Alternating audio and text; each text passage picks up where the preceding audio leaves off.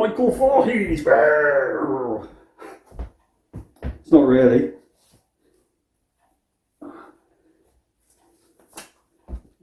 Fucking hell.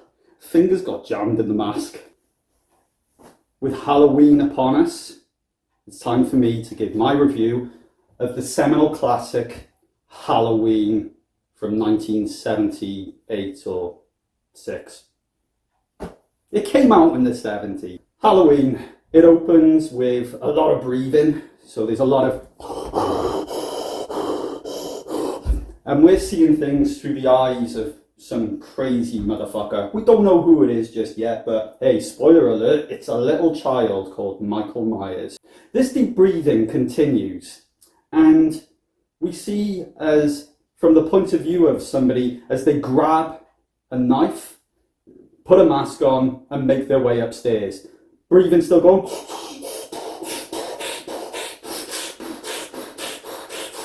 Like this, continuously. And then we see a lady with her boobies out. And then all of a sudden, she's just getting stabbed. Fucking stab. But for some reason, from the perspective of the person who's doing it, they actually look up at their arm. So they're like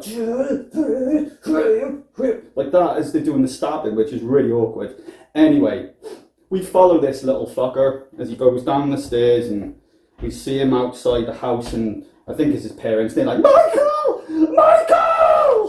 And cut to little boy stood there just staring with a knife, and he's in a lot of trouble. A lot of trouble. I mean, now we've all heard of kids doing pranks on friends and family. Things like, their friend is over on a sleepover and they've perhaps stripped some cables and put them near their friend on the bed, and then they just fucking chuck a bucket of water and watch their friend get electrocuted. Or, they go out into the kitchen and set the oven on and get the gas pumping into the house, and then they just fucking run outside and then flick a match through the open window and blow the house up, killing everyone in the house. But when it comes to something as brutal as stabbing your sister, I mean, that is shocking. But back in the 70s, seeing something like that in a film, there were people vomiting in the cinema, just vomiting everywhere. Vomiting outside the cinema, just vomiting. I can't stress that enough. Vomiting. Not a lot really happens in Halloween. It's just he walks around. He's got a mask on. He's got a blue boiler suit, and then at the end, he kills a bunch of people.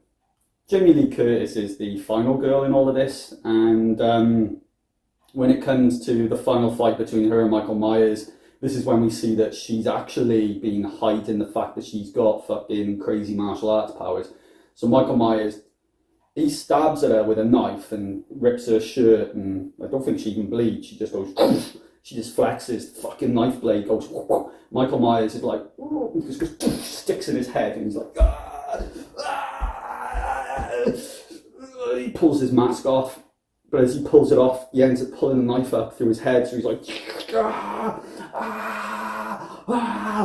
SWAT team just fucking swing through, start tossing smoke grenades in. One of them hits Jamie Lee Curtis in the jaw. She goes, she's like, oh! But as she turns her head, the smoke grenade is rolled into her mouth, and it just starts pumping smoke into her mouth. She starts screaming even more. The smoke is now just dribbling out of her eyes, just coming out of her eyes and things. Meanwhile, Michael Myers, he's got his mask back on now, but the silly fool, he's got it on backwards. So there's all this comedy music playing as he's stumbling around like that, and it looks like his head's facing the wrong way. He falls out the window. Loomis, that's the name of his psychiatrist from when he was a kid and in the mental institute. He turns up and he's like, Michael. And then it sort of does a freeze frame with Jamie Lee Curtis in the background, like screaming, all smoke coming out of her eyes. Michael Myers' body laying sort of face down like that, but it looks like he's staring upwards because his mask's on backwards. And then it's just Loomis like that, just eating trifle, just like.